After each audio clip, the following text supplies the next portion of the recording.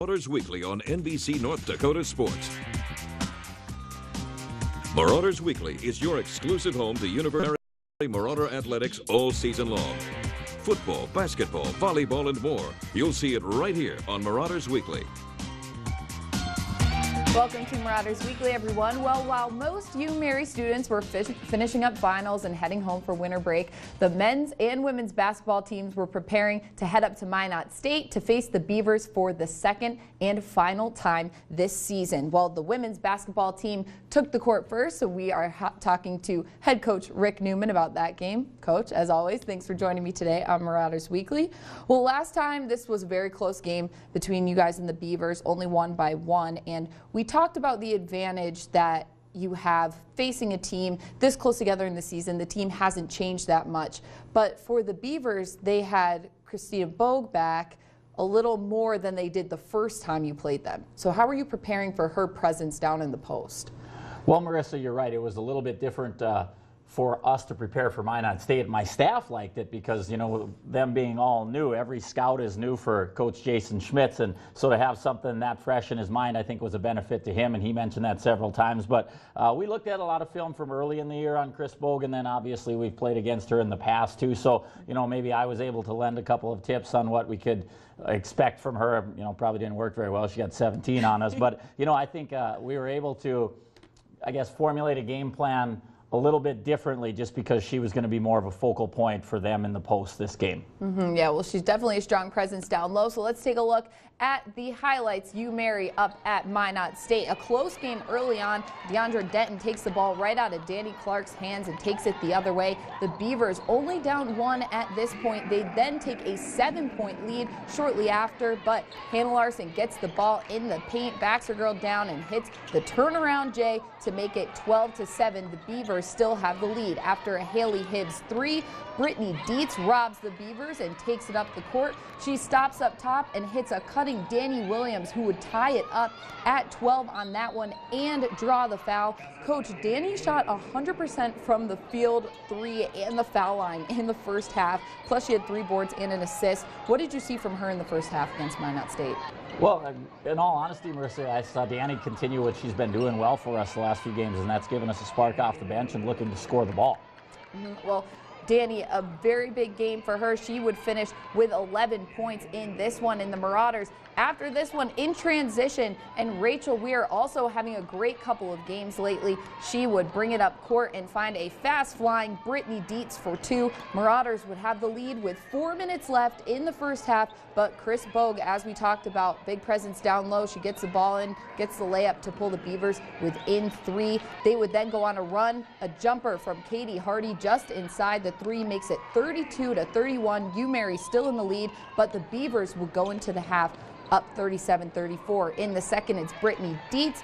Takes it in, knocks in the layup. Beavers still with the lead at that point. Marauders would narrow the gap, though. Haley Hibbs to Dietz to Hannah Larson with the layup. UMary only down 1. Larson would also get it done defensively in this game. She stuffs Minot's Morgan Close, leading to a go-ahead layup from Rachel Weir right after this. And Hannah Larson finished with 4 blocks on the night. But Chris Bogue was hungry for the win for the Beavers. She gets the ball in here, puts it in. And Coach, you knew you had to contain Bogue, but like you said, she ended up with 17 points. What is the difficulty in defending her? I think she just moves so well without the basketball. I mean, we talked about not even having, you know, ball side or help side responsibilities with her, just guard her the whole time, and she still was able to cut into the paint and get some buckets on us. I thought we did an okay job when she was down low and getting some doubles on her, but you saw there when she's able to just kind of roam free, she finds the basket so well. Well, Sloan Turner there getting the basket and 1 to give UMary a 67-66 lead, and the Marauders would hang on to that lead, beating the Beavers, sweeping them this season by a score of 68-66. Brittany Dietz finishing with 21, and as I said before, Danny Williams with 11. And after the game, I talked to Danny about what the game plan was going into this one against Minot State. Game plan was mostly just to work hard and have fun. We already knew how to beat them. We scouted them really well. We knew what to expect, and we didn't actually really focus on our scouting as much as we did the first game. I think a lot of it was just knowing to shut down Bogue and play as a team, play our hardest. We've gotten a lot better. So. Well, Coach, the past 3 games have all been decided by 6 points or fewer, and you guys have managed to hold on to those leads in tight situations at the end. What is it about this team that allows them to perform so well under that kind of pressure? Well, Marissa, that's a great question. I think what you're seeing from our team right now is that, they genuinely care about each other off the court, and then you're seeing that manifest itself into the play that we're getting on court. And they're just, if they're in, they're playing their hardest. If they're out, they're cheering their hardest. And there's just a real desire to not only want to do well for themselves and our school, but to do well for their teammates. And I think when you have that kind of relationship going on with your athletes, you're able to kind of sometimes will yourself to those wins in close games, and that's kind of, I guess, why I think we're playing so well right now. Yeah, you definitely notice when they're on the court, after someone makes a basket, they'll look and say, nice pass, or something like that. You can see the chemistry definitely with this women's team. Let's talk a little bit, though, about foul shooting. In this game, 21 for 24, 87.5%. That is fantastic. And I know we've talked a little bit before about how that's not necessarily something you can coach, but it's definitely something you can practice quite a bit. What has been the success with the foul shooting this year? Well, I think that was the first game it was. I'm going to petition the league and see if we can move some home games up there after Christmas, because coming into that game, we were 15th out of 16 teams in the league in percentage at about 65%. So to go up there and not only make so many, but to get there. And that's, that's been a problem for us in some of our losses, is just getting outworked at the free throw line so badly. And so to get there 24 times and then convert 21, I think a lot of it goes to the focus. And that's usually when you can tell if a team's engaged early on, is if they're knocking down their foul shots, or how closely they're paying attention to the scouting report and some of those fine details. And I guess Friday night I was a little nervous coming off of a week of finals, how we would be in those areas, but we locked into some of our keys defensively, and at the free throw line to go that, I guess, do that well from the free throw line speaks to how engaged we were into this game, and I'm really proud of our girls for having that. On the opposite end of the spectrum, though, 3-point shooting not as strong in this one. 0 for 6 in the second half, 5 for 15 overall. What needs to change in that regards? Well, we have to make the open one, and I think we do that okay at times, but a lot of times when we're struggling from the three-point line, it's because we don't take the best shots. We might rush one or get one early in the clock that we could get late in the clock with maybe our feet having a chance to get set better, or maybe going inside and then getting it back out. So I'm actually okay with the fact that we only shot 15, because there's been some games when we've been in the upper 20s and still had that low percentage. So I guess I was happy with the fact that we were attacking the basket, we were getting to the free throw line, and like you said, we didn't make one in the second half, but we made enough free throws in the second half to overcome that lack of having a deep threat. Yes, that definitely helps to make all those free throws. Well, we talked last week about being significantly outscored in bench points, but against Minot State, you guys actually outscored the Beavers 23-17. So what did you see improvement-wise from those girls coming off the bench?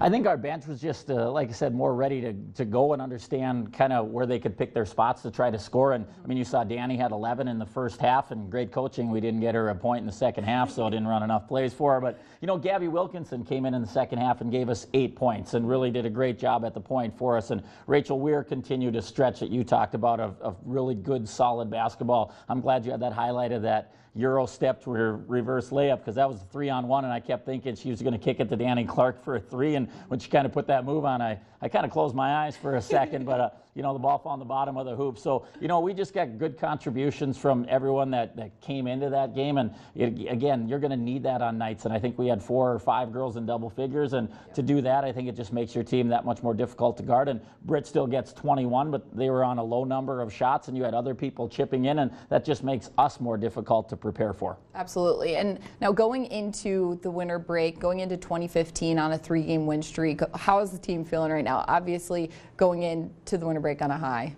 Yeah, I hope they feel really good. They should. I mean, this is a very new ball club for us, and to be 4-2 at the mark. I mean, we try to break the season down into mini segments, and when we got to the conference season, our goal was 3-3 at conference. I know that doesn't sound, like such a high goal, but just knowing the teams that we were going to play and where people were picked in the preseason media poll, we just thought that, as coaches, that would be a good mark for us. And when we got to 3-2, then I told the girls, let's go be greedy and see if we can get that 4th one. And, anytime you can sweep your rival, obviously that should, make you feel a little bit better about life. So I hope our girls feel really good about what they've accomplished, because they deserve to. They've played really well. They've bought in. And like we said earlier, they're playing so well for each other. And as a coach, that's just fun to sit back and see the love that they have for each other, and how that's showing in the way they play and their effort on the court. And maybe the break came at a bad time for us because we are playing so well. But I think our girls they've got the idea now that we're kind of figuring it out, and we've got a chance to be a decent ball club. And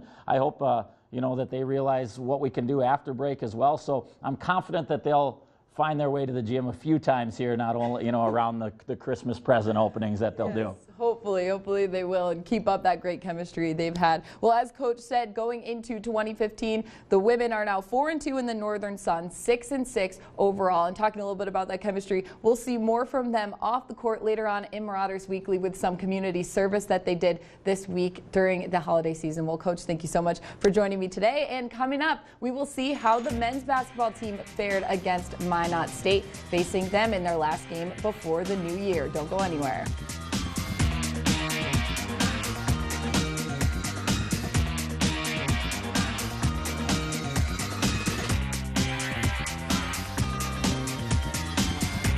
Football, basketball, volleyball, and more. See it all on Marauders Weekly on KFYR TV. Hosted by KFYR TV's Marissa DiCandido. With highlights of University of Mary athletics all season long. You'll meet the coaches behind the strategies, the players in the game. Plus, see highlights from home and on the road. It's all on Marauders Weekly. The blue and orange will shine like never before. On Marauders Weekly. Tune in Sunday nights following the night report on KFYR TV or Monday nights at 7 on MeTV. My name is Josh Everett. On June 6, 2013, I chose to get behind the wheel of my vehicle after drinking, and I took the lives of 2 young men. That regret will be with me the rest of my life. If I saw someone in a bar and we're going to drive their car home, I would blatantly tell them I drove drunk and killed 2 people. Do you want to do that tonight? 30 minutes and poor decisions in life can completely rearrange somebody else's life. Well, welcome back to Marauders Weekly. After the women took the court in Minot, it was the men's turn, looking for some revenge against the Beavers and looking for their first Northern Sun victory. But the 6-4 Beavers were not going to make it easy for the University of Mary. So let's take a look at the highlights from Friday night. Well, Minot State, they came out firing. Thomas Korf hits the corner 3. He was hot all game from 3, and that would create some problems for the Marauders. But Mary taking it hard to the hoop. That's Jermaine DeCoste.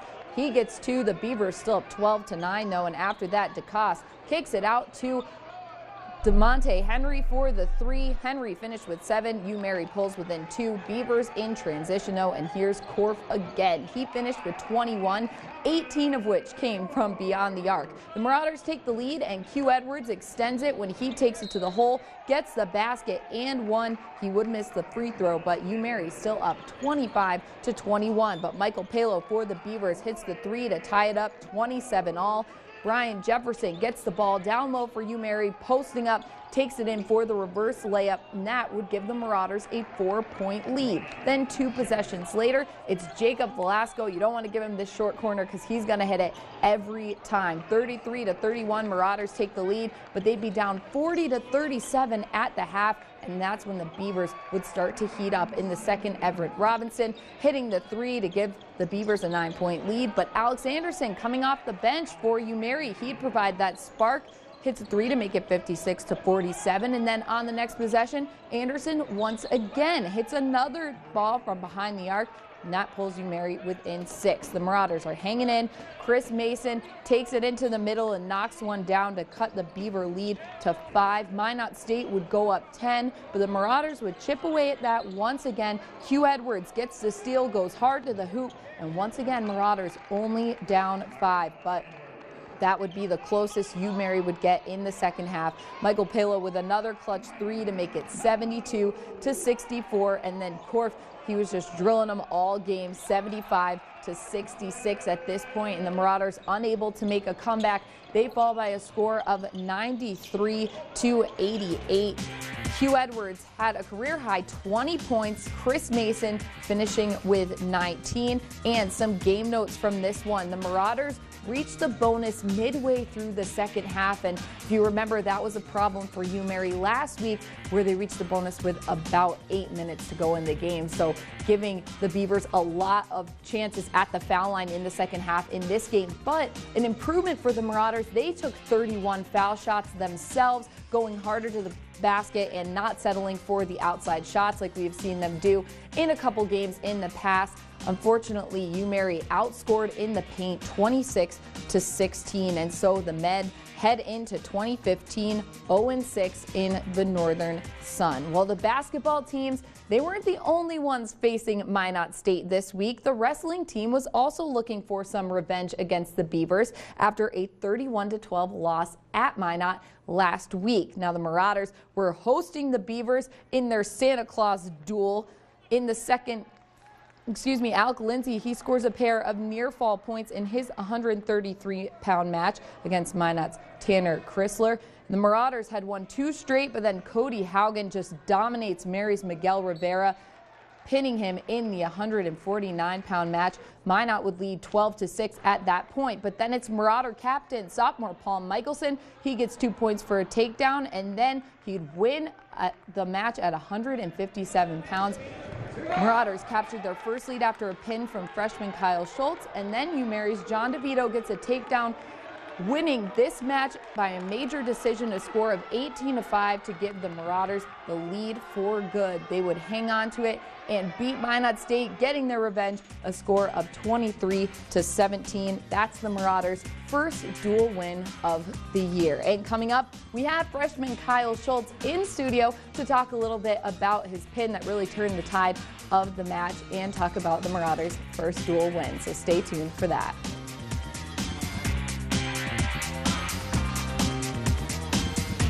Generosity, pass it on. I have been abused. You can see my scars on the outside, but the scars on the inside hurt me lots more. I have a loving family, but I struggle with my emotions. I have low self-esteem because I can't learn as fast as you. I have an addiction to drugs and no one to turn to. I have no family. To learn more and to help the children of Dakota Boys and Girls Ranch, please call or visit our website. I am everyone's child. New, stylish, superb. Fun! Bam! Bam! Bam! Modernize! Modernize. Modernize. Downtown Bismarck at 3rd and Broadway. Regal Home Solutions of Bismarck would like to say thanks for your business and wish everyone a Merry Christmas and Happy New Year. Give us a call for your next home project. Regal Home Solutions. Happy holidays from all of us at Man Signs. Man Signs. Sign solutions that create a lasting impression.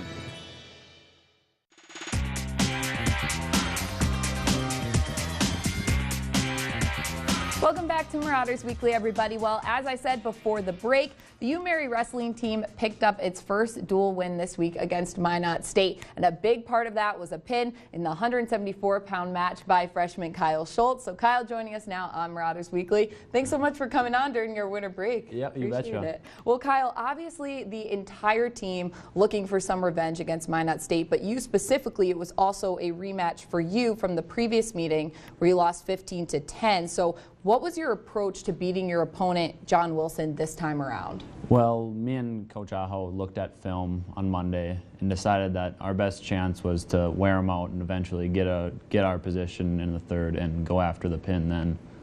And you did end up getting the pin in the third. So during the match, what was your strategy, especially in that third period? Well, the first couple periods we were just trying to wear them out and feel them out, and the third period we wanted to choose top. We felt comfortable there, and to get there and wait for him to make a mistake and then go after the pin. And once we got the opportunity, we wanted to get it, and no matter what the score was, if we were down ahead, just get the pin no matter what. Well, luckily you did get that, because that pin kind of changed the pace of the match overall. It gave UMary the lead, and you guys held on to that the rest of the way. What did it mean for you to get that pin and kind of turn the tide of the match for the Marauders? Well, to get the pin, you obviously, in any match like that, it's going to be a huge momentum swing. So to get 6 bonus points and from giving up 3 the week before, it's going to give the guys a that are going to come up next, they're going to want to go out and they're going to have an extra fire. Everybody just feels way more rejuvenated, even just with a regular win in a big match like that. And did they also lose a point from your match? There was an unsportsmanlike conduct penalty. Can you just explain that a little bit? After I won the match, the opposing wrestler went and threw his headgear into the wall, and if a ref sees that, that's going to be a team point deduction. So. All right, so even better for you guys, I guess. Well, John DeVito followed up your match with a major decision win, and he's had a fantastic year so far. What has his performance really done for the Marauders? Well, John, he's a big leader for us, and everybody, you know, he's a big, active, vocal leader in the room. So for him to have a great season like that, and it really pushes us all, because we all want to be good, and he's doing good. So it really just puts an extra little emphasis for us to achieve as good as he's doing. Now, whenever I talk to you guys, I mean, obviously John and Hunter Menendez, the only seniors on the team, there's a really big emphasis on the youth. You're a freshman. What do you kind of see as the future of this team? You guys clearly have a lot of potential. Well, the future, we're just trying to create an identity. Coach Aho tells us that every day. We have to create an identity for us that whenever somebody steps out of the match against us, they're going to wrestle us for 7 minutes, but it's going to feel like 15. So. Well, you guys ended 2014 on a high note with this win. What is the focus for the team moving forward from this point? Well, moving forward, we have to get guys healthy. We have some people out right now, and just to stabilize our lineup, we have guys moving in and out, and to really stabilize the lineup, it gives stability to the team. Everybody knows what they're going to follow up against, the guys that they're going to go out after the match against, and really just to create camaraderie with the guys that are going to be wrestling. And going into 2015 and going into more Northern Sun matchups, who are some of the teams that you guys might be really focusing on, or some of your biggest competition, I guess? Well, Northern State and MSUM, both local opponents. So those are two big matches. And then we have the St. Cloud and the Upper Iowas of the world, and those guys, and those are going to be big matches. Those are going to be tough matchups, but looking at them, we just go out in there and do the best that we can, and that's how we're going to approach it. Awesome. Well, Kyle, thank you so much for coming on the show today. Appreciate it. The Marauders, they next head out to the University of Nebraska-Kearney for a series of duels in January. So, of course, we will have all the results from those coming up on Marauders Weekly next month. But don't go anywhere. As I talked about a little bit before, the women's basketball team is doing some community service this week for the holiday season. So we will talk to some of the girls about what it meant to them to get out there and help out the Bismarck-Mandan community.